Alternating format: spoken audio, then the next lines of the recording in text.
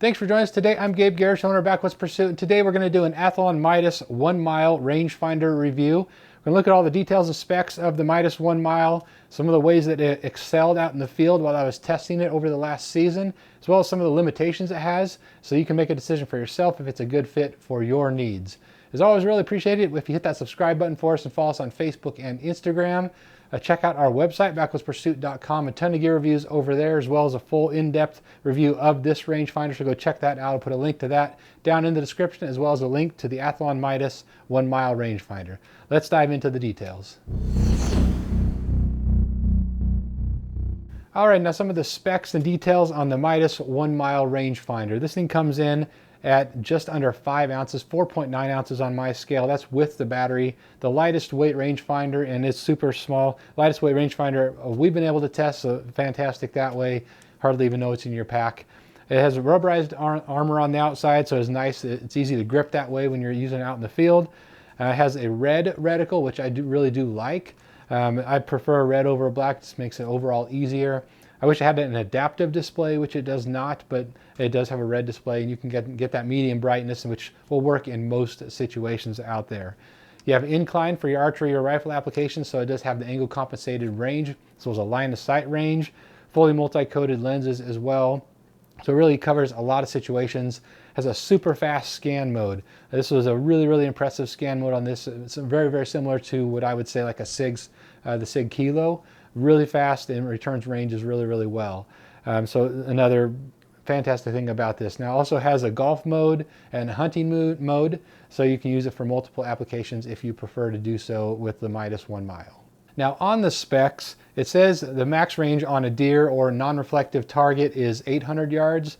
For me though, this way outperformed that. I was able to get offhand over 1700 yards time and time again. Of course, when lighting is good. If you have a super reflective day, snow and really bright, you're not going to have quite that performance. But on a good lighting scenario, I got 1700 yards a bunch of times, one after the other with this thing. So really impressed that way. As far as the way that this thing ranges, now this is a lot like the Leica in the sense that you get depending on what mode you're on, we'll go over the modes in here in a minute. The first range that you get is going to be your line of sight range, and then if you have an incline or the angle compensated range turned on, you're going to get that just about a second half later. So it's going to flash line of sight first and then your angle compensated range. So that's not my preferred way. I like to be able to see just the line of sight or just the angle compensated range, but a lot like the Leica, it's something you get used to, and you get used to watching for that second one to flash. It's a little bit faster as far as when it displays that second range, a little faster than the Leica in the way that it cycles through that, so that part was nice. But again, not ideal for the archery application in that you don't have the option to just see that angle compensated range, but it works just fine, and I didn't have any issues with that. Now you've got 4 different options as far as ranging modes with the Midas 1 mile. The first one being if you just have it set to off, then you're just going to get your line of sight distance, so pretty standard there. The second one being the tilt angle. If you have it in this mode, then you're going to range an object and you'll get your line of sight distance, and then you'll get the angle, the say 7.5 degrees, 8 degrees incline or decline will then be displayed. So it gives you that angle.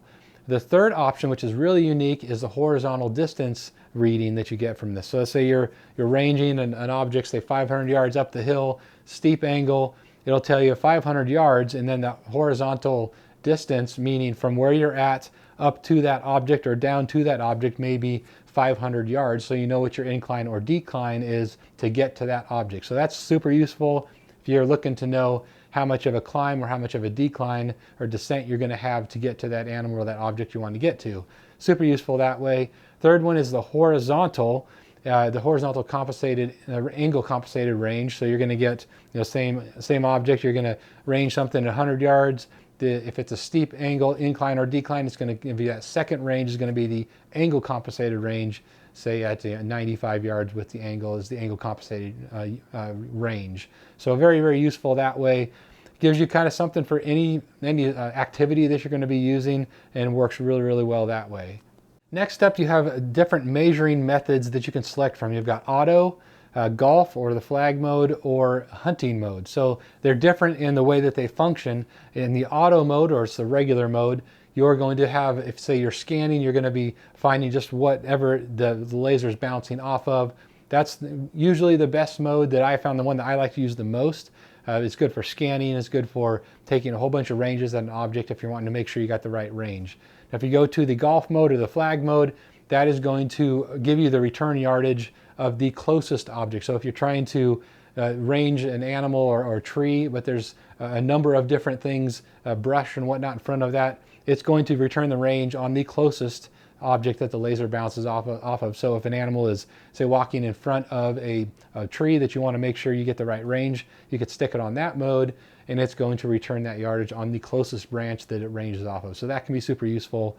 Now, on the hunting mode, it's going to do the opposite. It's going to give you the range for the farthest object that the laser bounces off. So if you have a tree or a bush and whatnot, and an animal is walking behind that, it's going to return that yardage for the farthest object that you range. So that can be super useful depending on if you're a really brushy country or that sort of thing. So a little something for everybody as far as what mode you're going to use as well with the Midas 1 Mile Rangefinder. Now for a couple things that I liked and didn't like about the Midas 1 Mile. First of all, I love how lightweight this thing is. If under 5 ounces with the battery is tough to beat, especially for something that's going to give you yardage out to 1,700 plus yards. That's more than most of us are going to ever utilize in a hunting situation. So very, very nice that way. The simplicity of the operation is great on this. You just got the button on the top, the fire button, and then your mode button. A lot of rangefinders are like that, but some have 2 or 3 buttons. So really nice and easy that way. Now the modes kind of threw me at first as far as the terminology and whatnot, but after you kind of get used to what they're meaning by the horizontal distance or the angle, that sort of thing, the ones we just went over, once you kind of know what they're talking about there, it makes a lot of sense and it's easy to select through. There's not a ton of options in the menu, but you can select everything you need. And of course, there's a brightness. I didn't mention that earlier, but the brightness of the display is one of the options there. Now I love that it has a red display, but I didn't love how thick the reticle was. It was a little bit on the thick side. It would be nice if it was a little bit more precise, and that would help you with getting a little more precise measurements, particularly at longer distances. If you're using this for a longer distance, I do wish that was the case, but I love how clean the display is as well. You just have the yardage. There's not a whole bunch else going on there. Of course, if it cycles through to an angle compensated yardage, that flashes on there as well. But I love how simple and easy it is to use. So if you're looking for something that's just really easy to use and not super complicated, this is a fantastic option. And its price point is great, right around $250 if I recall correctly, in that ballpark. So great option that way. Now the button is a little bit on the mushy side. I wish it was a little more crisp. And can't have everything, but I do like personally a button that gives you a real crisp return, so you know that when you push that you hit that range or that fire button. So I do wish that was a little bit better that way.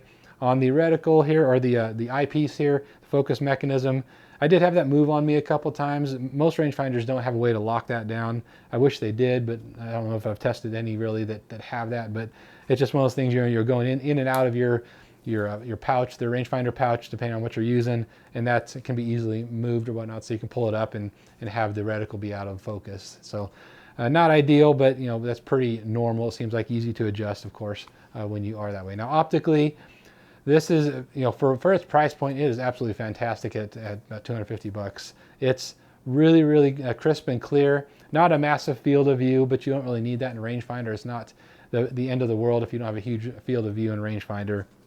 Plenty for what you need. It's going to get more than the job done for you. Now I did notice on the outside you have this nice rubber armor. It is a little bit hollow feeling, but of course you have a sub 5 ounce rangefinder as well. So the housing here feels a little bit hollow. Not again the end of the world, but just be aware of that. So when you're picking up, it feels like it's super, super lightweight, and you kind of expect that with something that lightweight. So that is the Athlon Midas 1 Mile Rangefinder. It did an awesome job, overperformed by a long ways as far as ranging and what it offers. A couple things, like I mentioned, that I don't love about it, but especially for the price point here, you have the red reticle, the angle compensation, pretty much everything you need in a rangefinder. It doesn't have, applied ballistics or things like that, but if that's not something that you're looking for, this is a great option to take a look at. Athlon stands behind their products as well, so you can buy with confidence that way. So if you have any questions or comments, definitely drop those in the comments section. Happy to help you out, answer any questions or point you in the right direction if we can help you on finding out if this is a good match for what you need. It's a great little rangefinder from Athlon. Thanks for watching here today. We'll see you next time.